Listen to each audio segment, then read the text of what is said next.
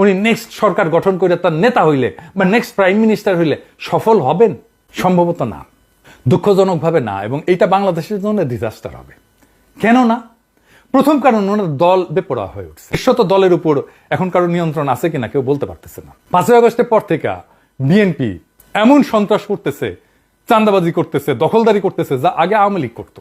দেখেন, গত 8 মাসে বিএনপি মোট খুন করছে 61টা। 61 জনের মধ্যে 7 জন আওয়ামী লীগ, 7 জন অরাজনৈতিক মানুষ, 1 জন জামাত এবং 46 জন বিএনপি করা মানুষ নিজের দলের লোক। এখনো তারা ক্ষমতায় যায়নি। মানুষের মনে তাহলে প্রশ্ন, ক্ষমতা গেলে কি করবে? সবাই তুমুল উত্তেজনা নিয়ে আছে। পিনাকি দাদা কার নাম কয়, কার নাম কয়। ক্রিকেটের লাস্ট ওভারে 6 রান দরকার, এমন টাইমে যেমন সবাই দম বন্ধ করে অপেক্ষা করে তুমুল উত্তেজনায়। আমি দেখতে পাইতেছি একইভাবে সবাই অপেক্ষা করতেছে কে কার কথা বলে। পিনাকি দাদা উনি আমাদের তারেক রহমান। আমি কেন ওনাকে প্রফেসর ইউনূসের উত্তরসূরি হওয়ার যোগ্য বলে মনে করি না? বগুড়ার জন্য পার্সিয়ালিটি করি নাই, কারণ আছে।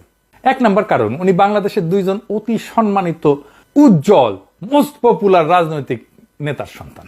এই 2 নেতার নেতৃত্বে বাংলাদেশের মানুষ স্বাধীনতা, সার্বভৌমত্ব আর ভারতীয় আধিপত্যবাদের বিরুদ্ধে এক হয়েছিল। এই পরিবারের প্রতি অ্যান্টি আওয়ামী লীগ, অ্যান্টি বাকশালী রাজনৈতিক জনগোষ্ঠীর একটা আস্থা আছে। যাই হোক, ওনার এত পজিটিভ বৈশিষ্ট্য থাকার পরেও কি এই বিএনপি কি ভারতকে সামলাইতে পারবে? সে বয়ান কই?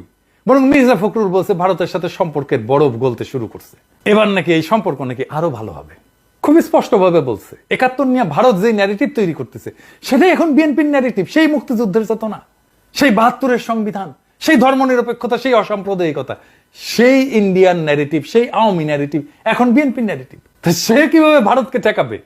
হাসিনার বিচার হলে মোদী এবং ভারত রাষ্ট্র যে অভিযুক্ত হবে সেটা শক্ত অবস্থান নিয়ে দাঁড়ানোর বদলে তো আত্মসমর্পণ করে আছে বিএনপি। জুলাই আগস্ট বিপ্লব নিয়ে ছাত্রদের সাথে তাদের দূরত্ব, সাধারণ জনতার সাথে তাদের দূরত্ব। আমরা তো 24-এ 5ই আগস্টকে দ্বিতীয় স্বাধীনতা বলি, সেটাকে বিএনপি দ্বিতীয় স্বাধীনতা বলে স্বীকারই করে না। ছোটখাটো নেতা বলেনি, গুরুত্বপূর্ণ নেতা বলছে। দেখেন, বিএনপিতে কিন্তু এই যে জেনজি, এটা কিন্তু নাই, তরুণ প্রজন্ম নাই, তারা তারুণ্যকে টানতে পারে নাই। মানে ওই দলের বুড়ারা যত বিদায় নেবে ওই দল তত শুকাবে।